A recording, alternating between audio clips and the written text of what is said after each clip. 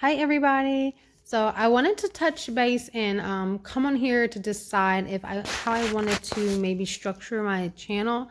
Um, I think that I wanted to start off on talking about plant-based living, why I consider myself plant-based and not vegan, and how my life has changed since becoming plant-based. So let's get. So why did I become plant-based? Well, I've always teetered there, like especially when I was getting closer to adulthood and early young adulthood. I always kind of teetered around the idea of eating healthy or just kind of having those periods where you're like, I don't want to eat meat, I don't want to eat you know a lot of processed foods or something like that. So I always kind of teetered, but I would always kind of fall back into usual habits, and they just kind of remained that way. And I'm from Louisiana, born and raised. I don't live there now, but I grew up eating a lot of Louisiana type foods. You have your gumbos, your etouffees, your crawfish, you know, all of those jambalaya. We didn't really make jambalaya too much, but definitely, those types of foods, seafoods, and things like that, that are pretty much a standard in a lot of households. So as I got older, and especially since I moved and I ended up watching a movie called What the Health, which was a really, really good documentary. I really recommend you check it out. And it talked more about the health benefits of being vegan. And when I heard about veganism, I always knew about vegetarianism for a long time, but I didn't really know about veganism probably within the last maybe 10 years or so. And so I used to tell myself I would never be able to do that because I love cheese. Like, I love dairy. Like, I remember, like, it was almost like whatever you were fixing, if you put cheese on it, it just made it better.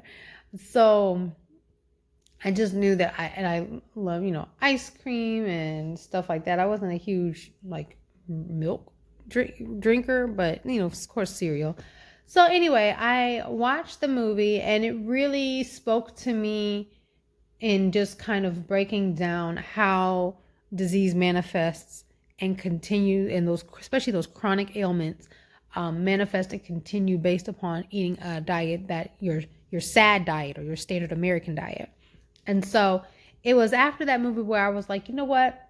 Let me go and give this a try, because I had I guess you could say, a good acquaintance of mine who was really young.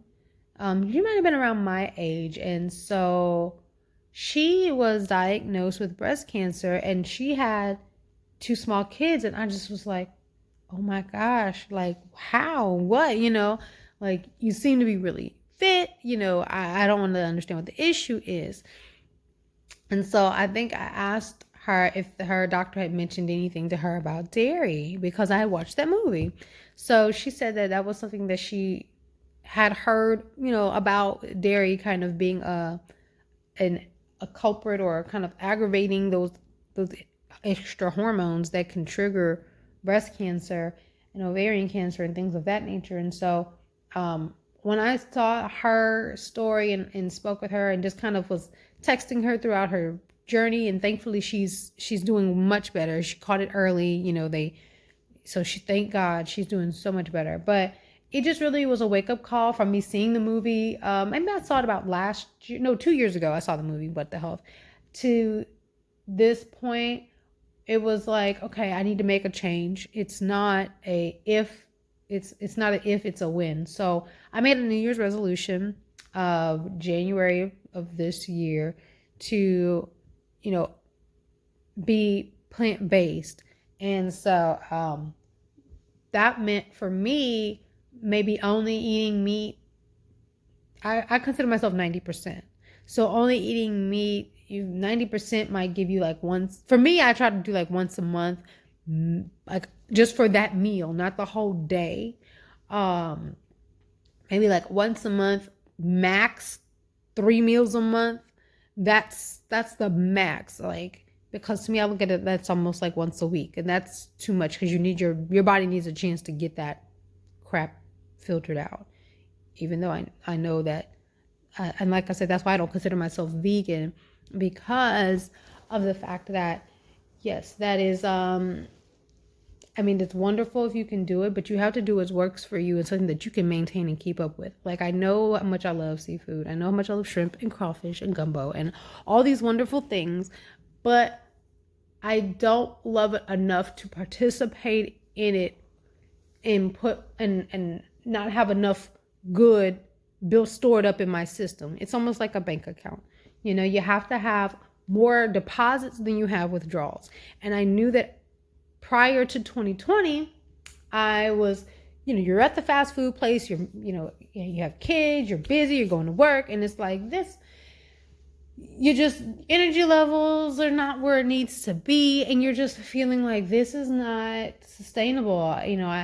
If your parents or family members have diabetes, which have diabetic relatives, hypertensive, cancer, and I just realized that I did not want to, and I knew what they were eating because I'm around you. I know what you're eating. I know what you're doing.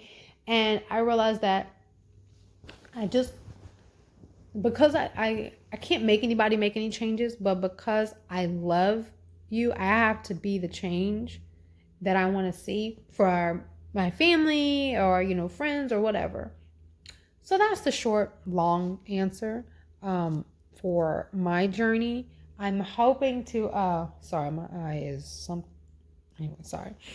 I'm hoping to come back with different recipes and meals and that I've been doing.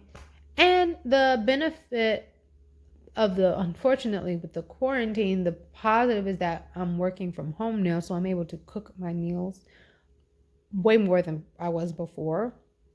So it's actually made it a lot better. So, okay, this is short and sweet.